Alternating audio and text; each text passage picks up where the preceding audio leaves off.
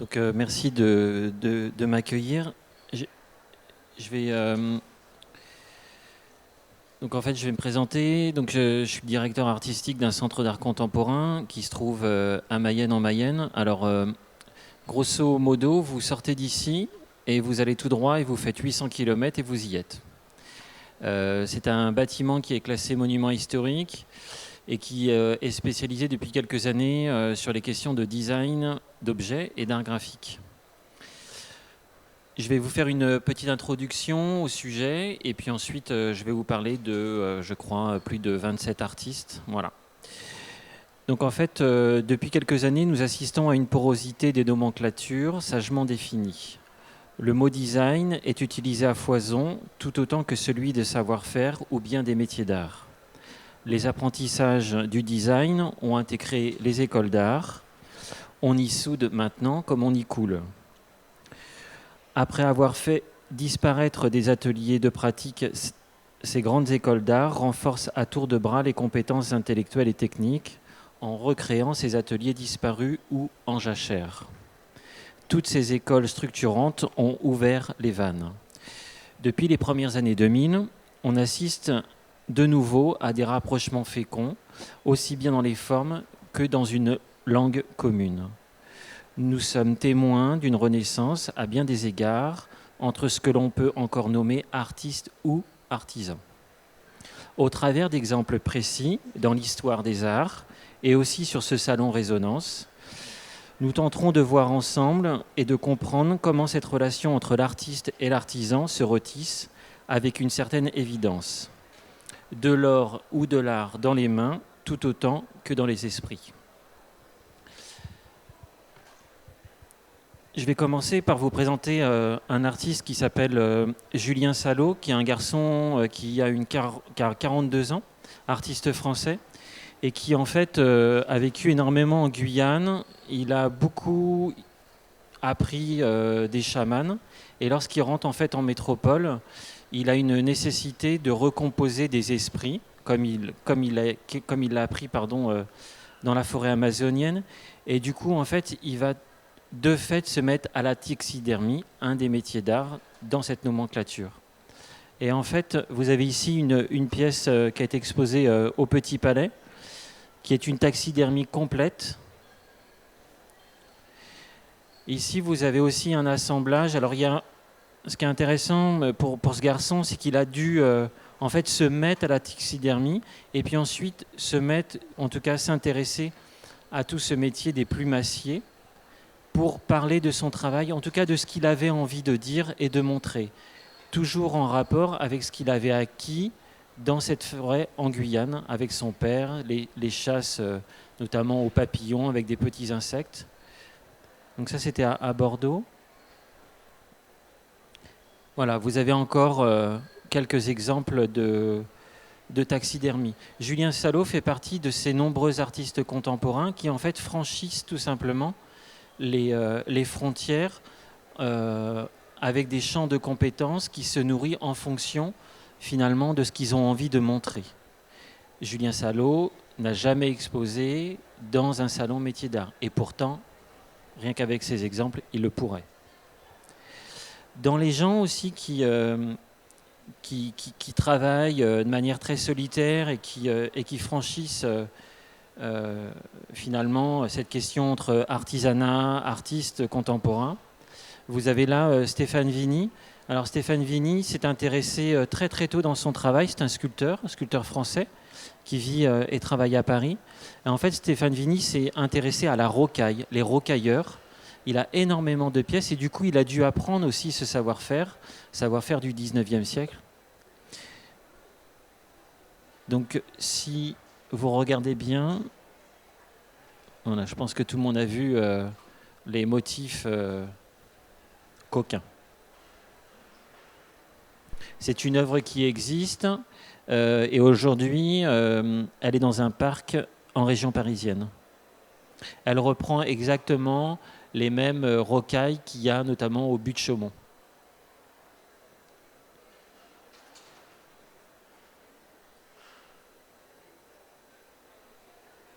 Un peu plus près de nous géographiquement, vous avez une jeune femme qui s'appelle Laure Forêt.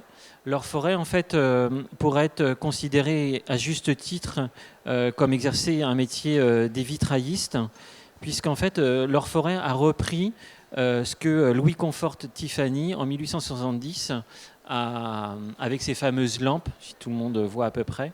En fait, les lampes de Louis Comfort Tiffany ont été créées, les premières ont été créées à partir des chutes de verre, puisque Louis Comfort Tiffany, ce qu'on a oublié aujourd'hui, peut-être que certains d'entre vous le savent, Louis Comfort Tiffany, avant tout, c'était un vitrailliste.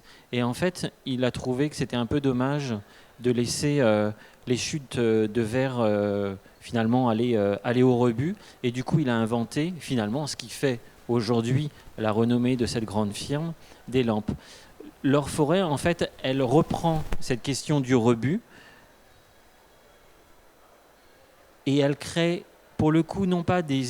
Finalement, elle ne recrée pas, l'idée c'était pas qu'elle recrée une lampe ou un autre objet utilitaire, mais elle met au devant de la scène finalement le savoir-faire des vitraillistes, c'est-à-dire en fait un objet qui est composé de plusieurs découpes de verre assemblées, alors soit pour former une couleur ou raconter une histoire. Hein. Les églises racontent de très très belles histoires, les vitraux les plus contemporains encore aujourd'hui. Mais finalement, Laure Forêt, qui vit et travaille à Anvers, elle rend autonome finalement cette technique liée au vitrailliste, c'est-à-dire un morceau de verre serti, enfin plusieurs morceaux de verre, pardon, sertis avec des fils de plomb. Elle reprend strictement cette technique du vitrailliste, mais elle rend finalement cet objet autonome pour ce qu'il est.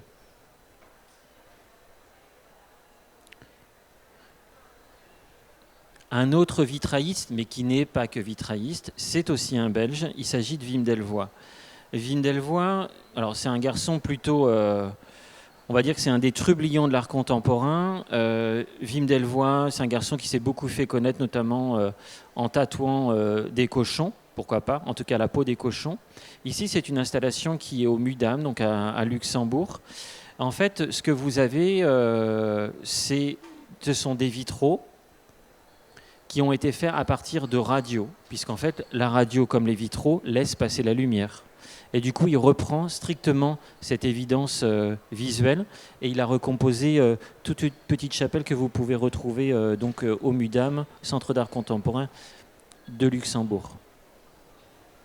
Alors, si vous y allez au Luxembourg, vous verrez qu'il y a une certaine partie qui sont strictement réservées aux adultes pour la radio. Je vous laisserai fouiller pour ceux que ça intéresse.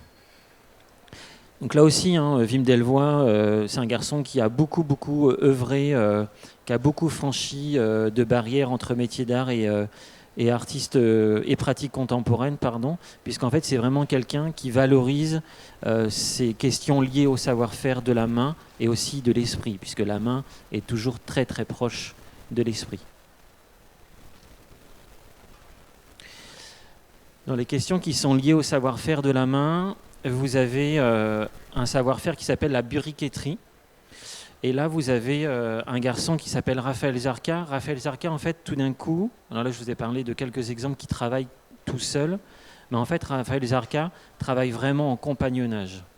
Et en fait, il a voulu rendre hommage à Archimède, mathématicien de l'Antiquité, qui a inventé en fait la vis. Et ici, c'est le cénotaphe donc d'Archimède qui est en train d'être construit. Alors, je vous ai montré délibérément une pièce qui est en train d'être faite pour qu'on comprenne bien. Puis en plus, les gens, en général, n'ont pas trop l'occasion de voir ça en vrai. En fait, chaque brique a été moulée, modelée à la main. Ça, c'est le savoir-faire d'un briquetier. Mais Raphaël Zarka, voulant rendre hommage à ce fameux Archimède, va construire une espèce de faux monument, c'est un cénotaphe, et il va avoir affaire en fait à une briqueterie qui s'appelle Terre d'Azenay. Et en fait, tout le montage, alors le montage à la fois, non pas le montage physique, mais le montage de cette pièce, c'est-à-dire comment est-ce qu'on la compose, comment est-ce qu'on met l'harmonie de toutes les briques, les unes ensemble, ça va être réalisé en fait avec 5 personnes. 5 personnes, ça veut dire 5 savoir-faire qui vont, dans un champ de compétences communes, réaliser une œuvre d'art. Aujourd'hui, c'est une œuvre d'art qui est très très peu montrée, puisqu'elle fait plus de 2 tonnes. Et elle est très complexe, puisqu'en fait, elle a été divisée comme un millefeuille, en fait. Et du coup, il a fallu aussi là une ingénierie pour la montrer. Donc en fait, doucement, vous allez voir, hein, le temps passé ensemble, on va voir que les champs de compétences s'ouvrent de plus en plus. Il y a des champs de compétences qui s'ouvrent de plus en plus, et puis parfois, vous avez aussi comment est-ce qu'on veut faire un objet sans avoir ce savoir-faire. Alors ça, c'est un peu plus compliqué tout d'un coup. Ce qui est le cas ici pour Sébastien Cordoleani. Sébastien Cordoleani, c'est un designer français qui est installé aujourd'hui à Paris et qui alors en plus c'est vraiment très actuel. Il est vraiment en train de se faire connaître, puisqu'en fait Sébastien, il n'est pas maroquinier, et pourtant il s'agit bien du travail de maroquinier. Il n'est pas maroquinier, il ne sait donc pas découper le cuir, il ne sait pas le coudre, il n'a pas non plus les usages, en tout cas les machines pour le faire, et pourtant il voulait faire un sac. Du coup, il a pris de cette difficulté, en tout cas de cette envie, il a pris finalement ça est devenu un bonus. Alors, je vous en ai amené un exemplaire. En fait, il s'agit d'une seule et même pièce de cuir qui a été découpée et qui est assemblée. En fait, c'est vous imaginez vous prenez du cuir et en fait, vous allez découper avec une matrice, finalement, comme on découpe les gâteaux à Noël. Et c'est la même chose, pression. Et en fait, c'est découpé et c'est teinté à partir de fleurs végétales, le tout localisé à Paris. Donc en fait, c'est...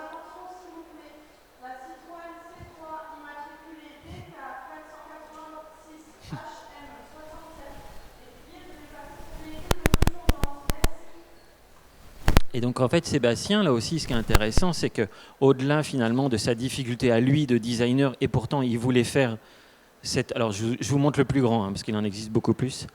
Mais du coup, il relocalise aussi à Paris ce savoir-faire. Et Dieu sait si c'est compliqué dans cette ville de relocaliser des savoir-faire. Alors voilà les autres exemples. Il y en a 2 autres. Les petits boutons, ils sont toujours au nombre de 4 ou de 6.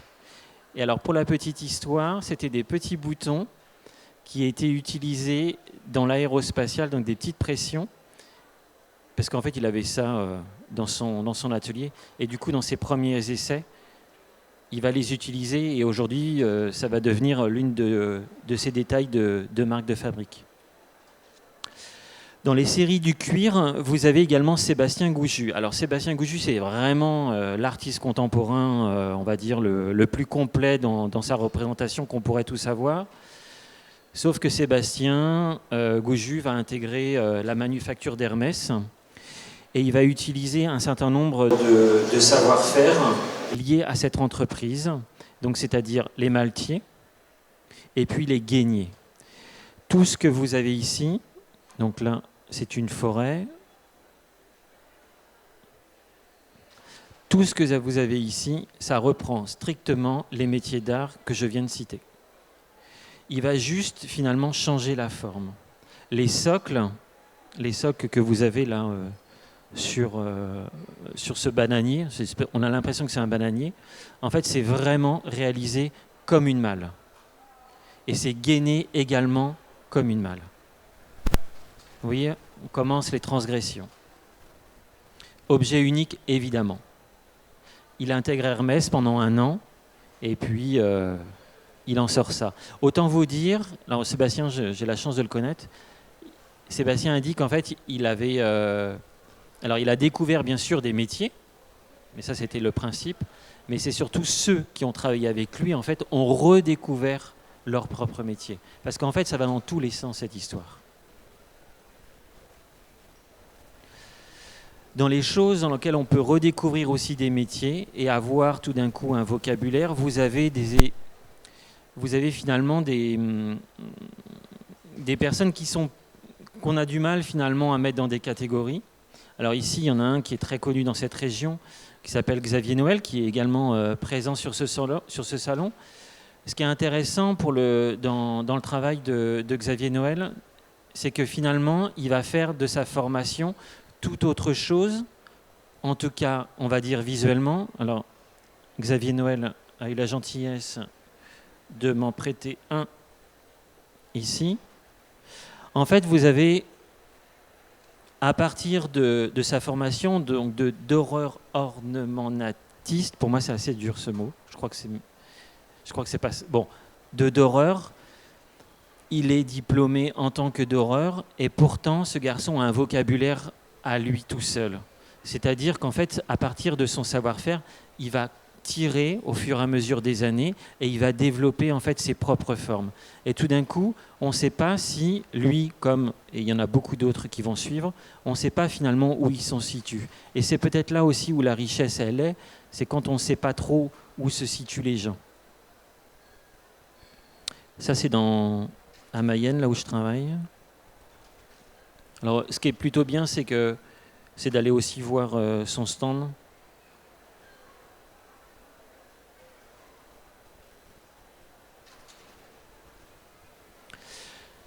Là aussi, vous avez quelqu'un qui est connu dans cette région et qui est sur ce salon.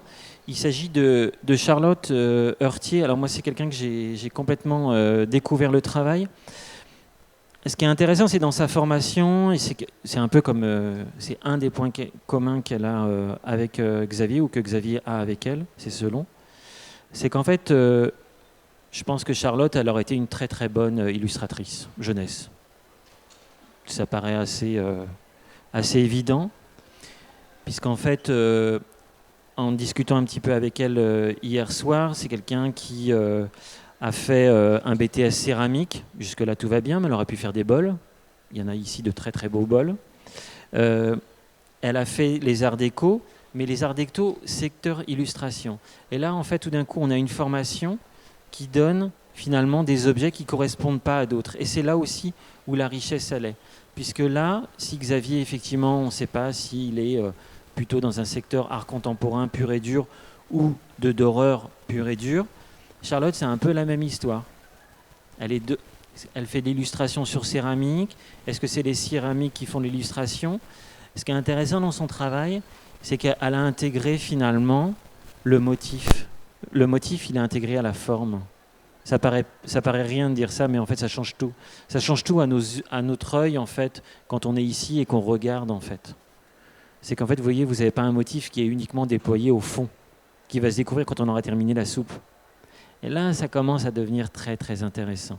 Puis en plus, même le recto. Donc, je vous ai mis une note dans son atelier.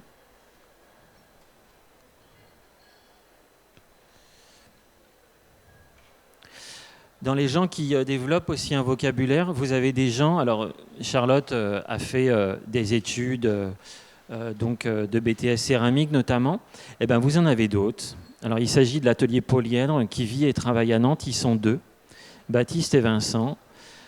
Et là, on ne sait pas d'où ça vient, on ne sait pas comment ça arrive, on ne sait pas comment ça sort réellement.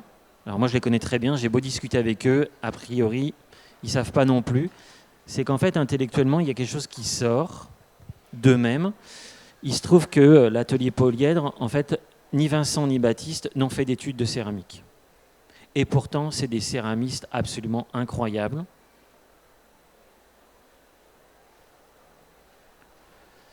Il y en a un qui a fait 1 semaine d'apprentissage de céramique. Ils se sont rencontrés tous les deux. Alors, c'est un couple de travail et aussi un couple amoureux.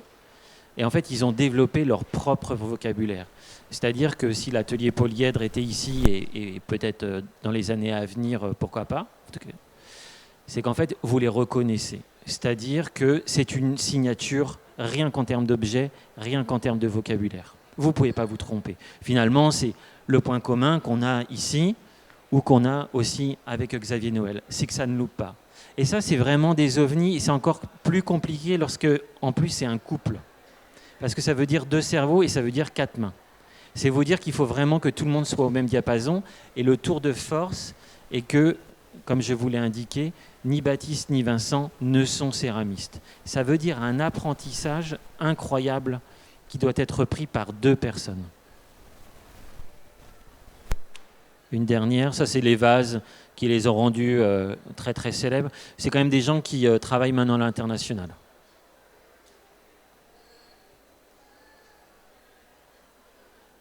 Ça c'est un soliflore.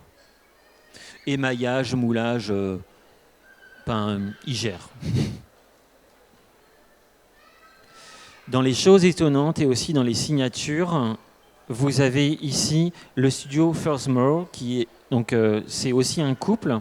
Ils travaillent en Angleterre, à Londres. Leur atelier est à Londres, et en fait, ils ont développé une identité d'objet uniquement à partir de la barbotine. Ce que vous voyez ici, c'est pas un corail.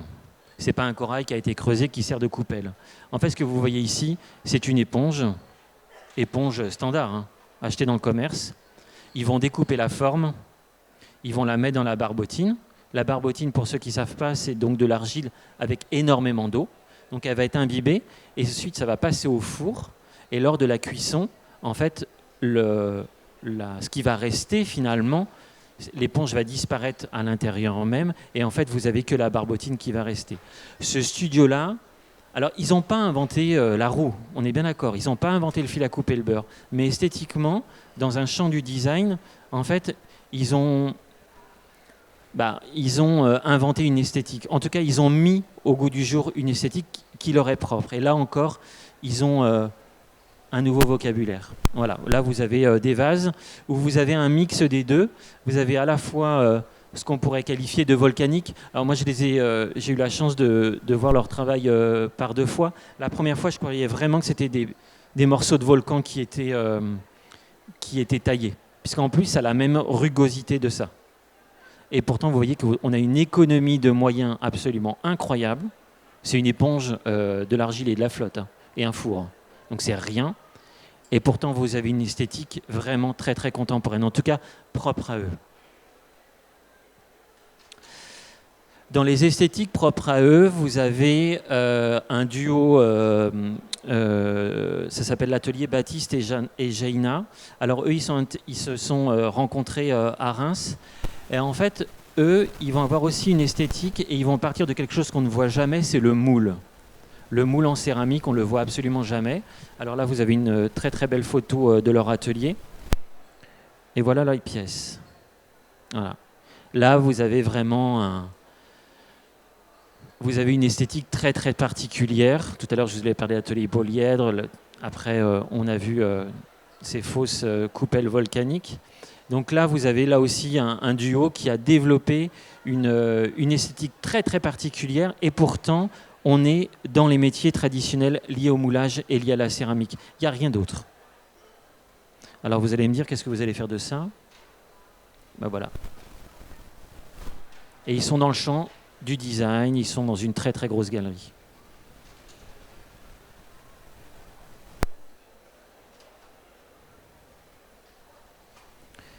Là, ce sont des soliflores. L'émail est réalisé à partir, avec un pistolet à peinture. Alors là, je vais vous emmener plutôt près de chez moi. Donc on va aller à Guérande. Et en fait, à Guérande, vous avez... alors pour le coup, on commence à avoir un champ de compétences un peu plus grand.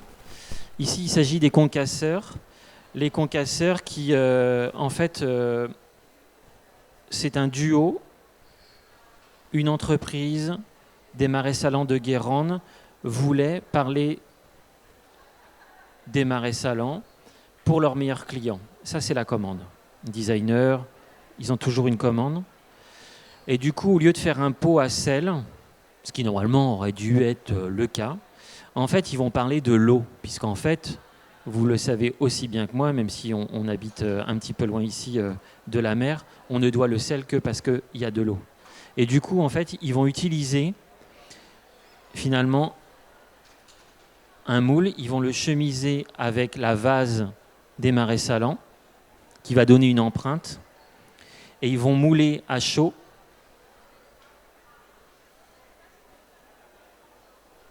le dit objet. Et en fait, ils ont proposé à cette entreprise spécialisée dans le sel, dans les marais salants, en fait, pour leur meilleur client, une carafe d'eau. Mais c'est une carafe d'eau qui parle du paysage de Guérande, puisqu'en fait, tous les processus, tous les marquages ont été faits localement, et ça parle de la vase, ça parle de... Quand vous l'avez, cette carafe dans la main, vous pouvez voir en fait des petits animaux, des petits coquillages, les traces du sable. Tout est dessus.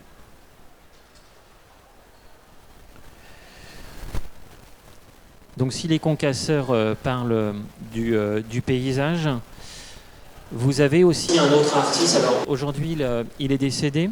Il s'appelle James Libyard. Alors je voulais absolument vous parler de lui, puisque lui, il va parler des jardins à la française. Alors c'est un Américain qui a beaucoup vécu en France.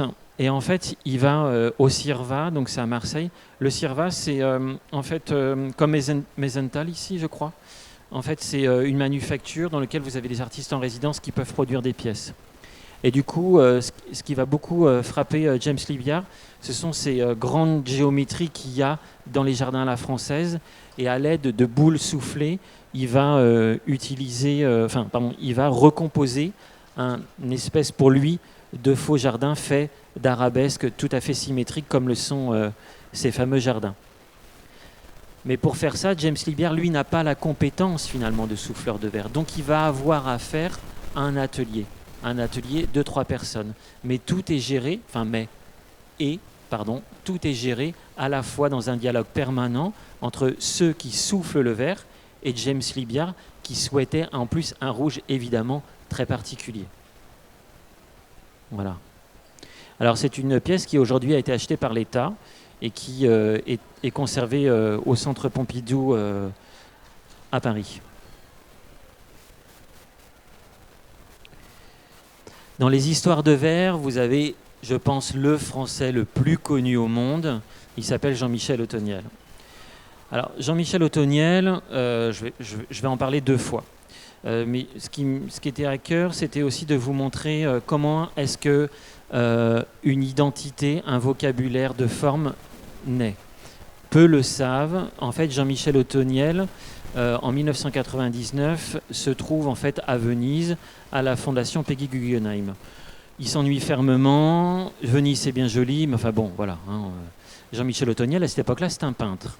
C'est un peintre qui utilise de l'or, un peu comme Xavier Noël, du soufre, et puis un peu de bleu de cobalt. Voilà, c'est un peu son truc. Donc c'est des choses essentiellement minérales. Et il tombe sur cette statue de Sainte-Cécile. Sainte-Cécile, c'est une sainte qui a en fait été égorgée. Et vous pouvez voir au niveau de son cou, vous avez une petite protubérance, puisqu'en fait c'est pour signifier de manière assez poétique, en fait c'est une goutte de sang, donc son égorgement. Jean-Michel Othoniel, alors ça c'est vraiment le hasard de la vie, et mon Dieu que c'est d'incroyables les hasards de la vie, et ils sont parfois beaux, et ce qui à mon sens est le cas ici.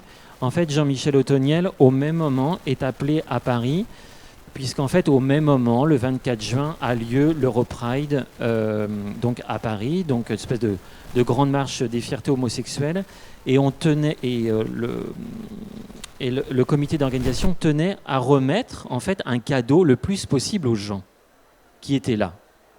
Alors mon Dieu, quelle preuve incroyable de bienveillance. Et Jean-Michel en fait va se souvenir de cette petite goutte de sang. On est dans les années 80, on est en 1999, le sida fait encore des ravages. Et du coup, en fait, Jean-Michel va concevoir, alors ça je pense que personne ne l'a vu, ou on est très peu à le voir, il va concevoir ce collier. Alors c'est pas le mien, je n'ai pas la chance d'en avoir un. Ça c'est le collier qui va donner naissance.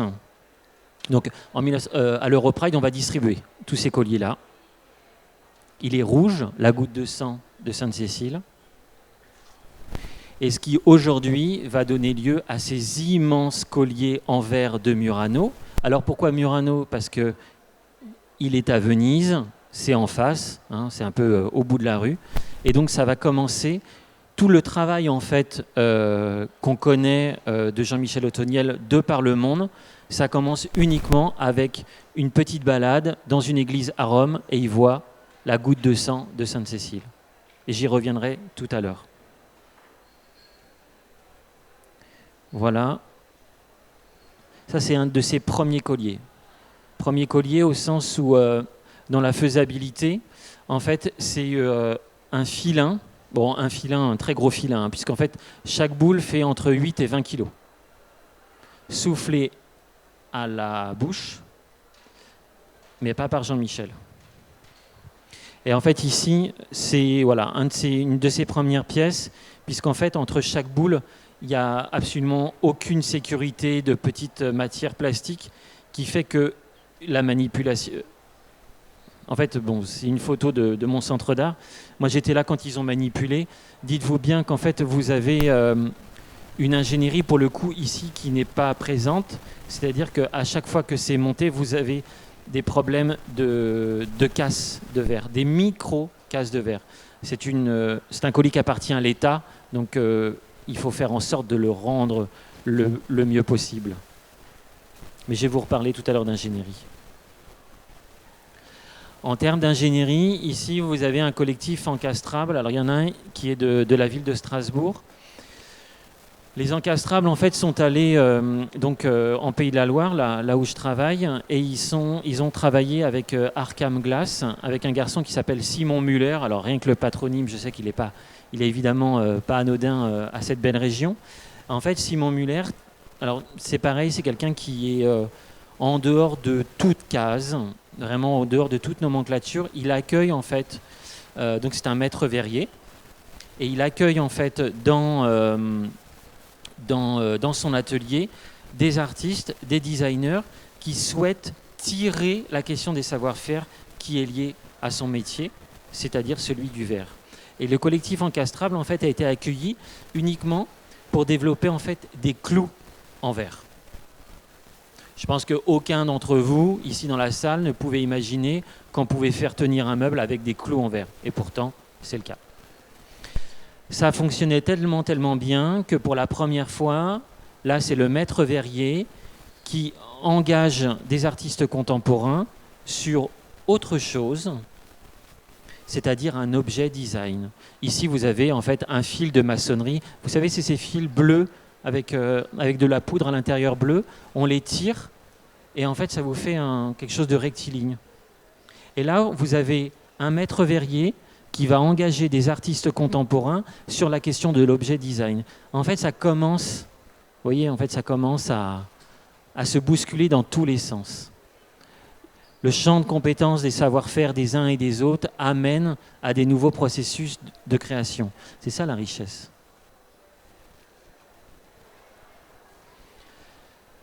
Et les processus de création, parfois, ils sont donnés avec des hasards. Ici, je vous emmène en Colombie. On est dans une mine d'or, et en fait, il se trouve que dans cette mine d'or, vous avez un artiste, enfin c'est un designer qui s'appelle Simon Baden, qui en fait a eu connaissance que beaucoup de miniers, alors ici vous en avez deux, alors c'est pas Simon, hein, Simon n'est pas là, c'est lui qui prend la photo. En fait, on extrait énormément des carrières d'or pour avoir, ça on le sait tous, rien. Mais qu'est-ce que c'est que tout ce qu'on extrait? Eh bien, en fait, tout ce qu'on extrait, et ce qui est le cas ici dans cette mine, en fait, ça peut faire du verre. Et du coup, Simon va utiliser uniquement les parties qui se trouvent juste avant la découverte de la petite pépite. Il va les fondre. Donc, on est dans la pampa, hein, je vous le dis tout de suite. Hein. Il va les fondre à même la sortie de la mine. Et ça va donner en fait ce type d'objet. Donc c'est vraiment fait entre des morceaux de briques. Hein. Donc ça prend le motif de la brique, donc c'est soufflé. Donc là encore métier d'art. Et je vous le donne en mille. Alors c'est une version un peu poétique, mais effectivement, vous avez de fait des petits morceaux d'or à l'intérieur, mais par contre, ce n'est pas vendu dans des salons d'art ou dans des foires d'art contemporain. En fait, c'est directement donné à ceux qui habitent et aux miniers qui extraient l'or. C'est là où tout d'un coup les choses elles deviennent sensibles. Et puis aussi la forme, la couleur, tout est lié en fait à ce territoire, puisque c'est la matière première. Dans les souffleurs de verre, je vais aussi vous parler d'un duo qui, pour le coup, qui sont ici. Il s'agit des Infondus. Donc ils m'ont gentiment prêté une de leurs carafes. En fait, ce qui est intéressant dans leur travail, à mon sens, alors ils recyclent du verre. Alors en même temps, recycler du verre, pardon. Alors, je ne sais pas s'ils sont là, mais bon, tout le monde le fait. Hein. Enfin, tout le monde le fait. C'est pas ça qui est, de mon sens, qui est intéressant. Donc ils le soufflent. Voilà. Donc ça, c'est fait dans les Vosges. Ce qui est intéressant, c'est qu'ils vont jusqu'au bout de l'idée. C'est du verre entièrement recyclé, si on veut dire. En tout cas, ce sont des morceaux. Ça veut dire que lorsqu'il souffle le verre à la canne, finalement, il va prendre des couleurs propres à ce qui est recyclé. Vous en avez, sur leur stand, ils ont pas mal de nuances.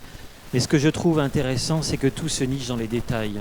C'est qu'en fait, des designers, je le dis sans aucun compromis, les designers auraient tendance à aller en Corse, à aller prendre du chêne liège, puisqu'il en reste encore en Corse. Il y en a un tout petit peu dans le Var encore. Il y a encore un producteur, mais pas pour longtemps. Mais un designer aurait eu tendance à reprendre et à faire un très beau bouchon sculpté sur la belle gourde. Les Infondus, ils vont aller jusqu'au bout de leur démarche, c'est-à-dire qu'ils recyclent tout. Que le bouchon qui va vous servir, en tout cas chez moi, à allumer le feu, pour le coup, ici, il est sur la gourde. Et là, ça devient très, très intéressant. En termes de design et aussi en termes de discours politique, pour le coup. C'est un peu le rapport qu'ils ont aussi avec Simon Baden, dont je vous parlais tout à l'heure en Colombie. Et puis, vous avez vu, vous avez le marque derrière. C'est assez beau quand même. Enfin, vous irez voir directement, c'est mieux. Maintenant, je vais vous parler de quelqu'un qui est très connu, puisqu'il a obtenu le prix Bettencourt pour l'intelligence de la main. Donc, en fait, il s'agit de Jeremy Maxwell. Ici, vous avez quelqu'un qui... il a aussi... Ça fait partie des gens qu'on n'arrive pas trop à mettre dans des catégories, et mon Dieu, qu'on n'a pas envie non plus de les mettre dans des catégories. Donc, c'est un souffleur de verre. Il est dans le centre de Paris.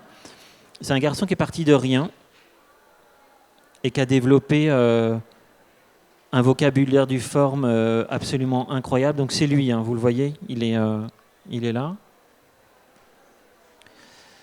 Mais, et Jeremy Maxwell, en fait, donc voilà, ce sont ces pièces. Donc ce sont que des pièces uniques. Donc des gens qui font des pièces uniques comme ça, on ne sait pas trop où ils sont. Est-ce que finalement, ils ne seraient pas... dans un grand salon d'art contemporain, pièce unique, 40 000 euros. Je crois qu'on ne doit pas être très loin d'ailleurs, hein, ceci dit. Mais Jeremy Maxwell, en fait, c'est l'excellence de la main et de la bouche. Et aussi, c'est un champ de compétences de tout un atelier. C'est là aussi, tout d'un coup, il y a des différences. Et lui, il est comme Sébastien Cordoleani, de la maison Archipel, il a recentré à Paris, en plein centre de Paris, en fait, une technique, et en tout cas celle de souffleur de verre à la canne. Alors, il y a un métier d'art, moi je tenais absolument à vous en parler, qu'on oublie. En fait, c'est les fabricants de manèges. Dans la nomenclature, en fait, pour ceux qui nous ont rejoints, les métiers d'art, en fait, c'est une nomenclature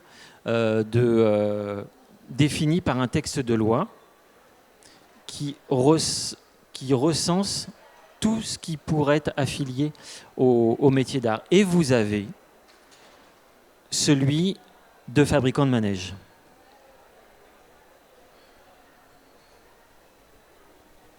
En fait, ça s'appelle les fondeurs de roues. Les fondeurs de roues, en fait, il s'agit de 13 artistes contemporains, donc 13 personnes, qui ont tous une pratique très différente des uns et des autres, qui se sont mis ensemble.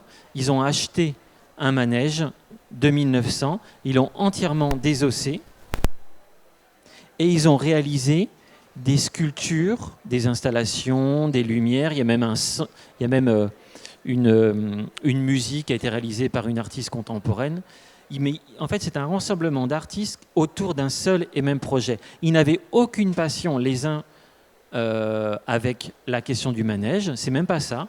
C'est juste finalement une réunion de copains et qui rentrent de plein pied dans les métiers d'art, puisqu'en fait, ils vont réaliser de manière très fonctionnelle un manège ensemble, et chaque morceau du manège est une partie d'eux-mêmes, c'est-à-dire en fait une partie de leur pratique. C'est-à-dire qu'en fait, quand on enlève, moi je l'ai vu démonter, on a l'impression que c'est une sculpture de un tel, de une telle ou de un tel.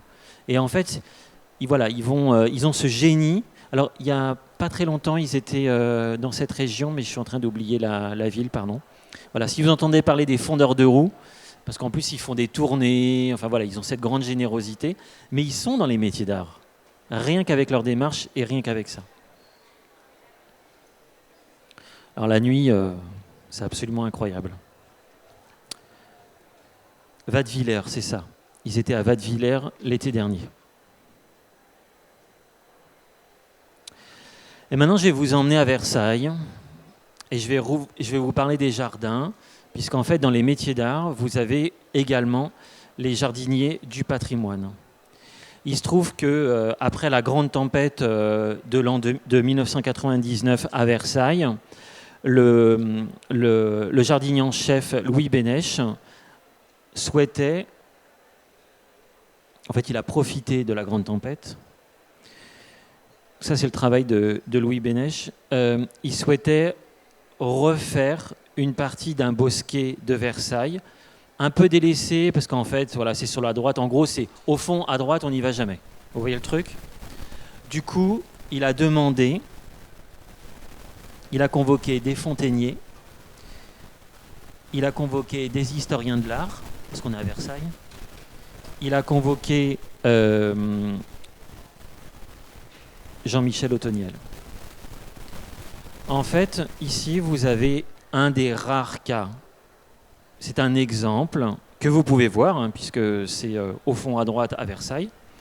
En fait, vous avez ici un rassemblement de champs de compétences, tous autour d'un même projet, refaire finalement des fontaines à partir des pas de danse de Louis XIV, puisqu'en fait, le roi, lorsqu'il dansait, alors moi je l'ai appris en faisant cette conférence, le roi Louis XIV, lorsqu'il dansait, en fait, on prenait note de ces danses. Donc en fait, on a 4 dessins. Les historiens de l'art qui étaient autour de toutes ces grandes réunions, avec le paysagiste, avec Jean-Michel Otoniel, avec les fontainiers, en fait, vont réinventer, ils vont remettre en mouvement, en sculpture, au travers des fameuses boules de verre de Murano, en convoquant les fontainiers de Versailles, qui vont réaliser la même puissance que les fontaines qui ont cours depuis la création de Versailles, et ils vont réaliser cette pièce absolument incroyable. Voilà. Alors en fait, lorsque vous arrivez dans ce bosquet, il se trouve que vous n'avez pas la bonne nouvelle, bon je vous le dis, hein, c'est que c'est tellement loin qu'il faut y aller, mais en même temps quand on y est, on est tellement content, c'est que vous n'avez pas une fontaine, en fait vous en avez 4. Voilà. Chaque morceau de ces sculptures, de ces fontaines, on ne sait pas, vous voyez là on ne sait pas trop où on est. Chaque morceau, mis indépendamment les uns des autres, mesure jusqu'à 1,20 m de haut. C'est enfilé, donc on est sur des boules qui font 12 kg, hein, chaque boule 12 kg, c'est de la feuille d'or à l'intérieur, enfilée dans des grandes structures en acier, reliées à des fontaines, et ça marche de manière permanente, contrairement à l'ensemble des autres fontaines à Versailles. Je ne sais pas si vous savez, mais bon, voilà. Donc là, on a vraiment quelque chose d'incroyable dans des champs de compétences qui sont réunis et des champs de savoir-faire.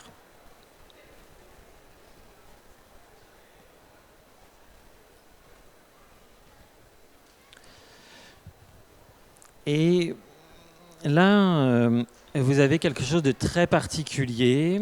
Il s'appelle les bols de design. Les bols de design, en fait, ont tiré le champ des compétences. Ça n'appartient absolument à aucun métier d'art, je vous le dis tout de suite. Les bols de design, en fait, ont utilisé une imprimante et utilisent des imprimantes 3D. Sauf que les bols de design, en fait, vont pervertir les logiciels informatiques de telle manière, en fait, à réaliser des objets à une identité, un vocabulaire de forme, un peu comme les autres exemples que je vous ai donnés tout à l'heure. Quand vous voyez les bols de design, vous savez que c'est eux. Et pourtant, est-ce que c'est vraiment eux, puisqu'on est dans un salon des métiers d'art, puisqu'ils ils interviennent uniquement sur la partie du logiciel. Est-ce que c'est vraiment eux? Et pourtant, l'objet existe. Et ici, il est mis en face. Vous voyez la régularité du motif. C'est extrêmement léger, hein. Ce sont des vases. C'est fait en argile. Alors quand ça passe au four, c'est tellement fin. C'est fin comme des spaghettis numéro 1 d'une célèbre marque italienne. Donc c'est très très fin. Alors quand c'est dans le four, on n'est jamais trop sûr à l'ouverture de four. En même temps, Charlotte vous en parlerait très bien. Tant qu'on n'a pas ouvert le four, de toute façon, on ne sait jamais trop si ça va casser. Mais dans le champ de compétences, finalement, est-ce qu'on est dans les métiers d'art? Je ne suis pas sûr, mais je voulais vous en parler parce qu'à côté, vous avez un vase. Et ce vase, il est du IVe siècle. Et ce vase, c'est un vase coriosolites. Les coriosolites, alors, ils ne sont pas venus jusqu'ici parce qu'ils sont restés en Bretagne. C'est un peuple gaulois qui avait une connaissance du design très poussée. Et regardez la régularité au IVe siècle des lignes, c'est exactement la même régularité que la machine qui va réaliser les vases des Bold. Ça aussi, c'est un champ de compétences. Et puis enfin, je voulais aussi finir par une pièce qui pourrait être ici. En fait, il s'agit d'un vase funéraire qui a été retrouvé en Iran et qui date de moins 4000 ans. Regardez la modernité de ces formes. En fait, c'est un peu la petite conclusion. En fait, vous avez ici un vase qui montre que, et là je vais vous faire une petite citation, en fait, la surprise éprouvée que vous pouvez avoir ici dans ce salon, la surprise éprouvée aussi qu'on peut avoir dans les exemples que je vous ai montrés par le visiteur devant un objet est exactement proportionnée à la modernité fondamentale du dit objet. Cette surprise est celle d'un être humain qui soudain voit s'ouvrir devant lui son horizon. C'est une citation d'un archéologue du XIXe siècle.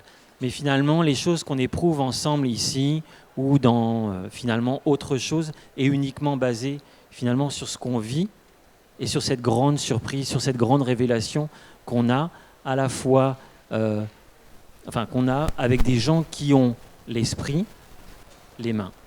Puisqu'en fait, le principe, c'est que nous ayons de l'or, de l'art, oui, mais nous avons surtout de l'or dans les mains. Voilà, c'était un peu ma conclusion. Je réponds à votre question.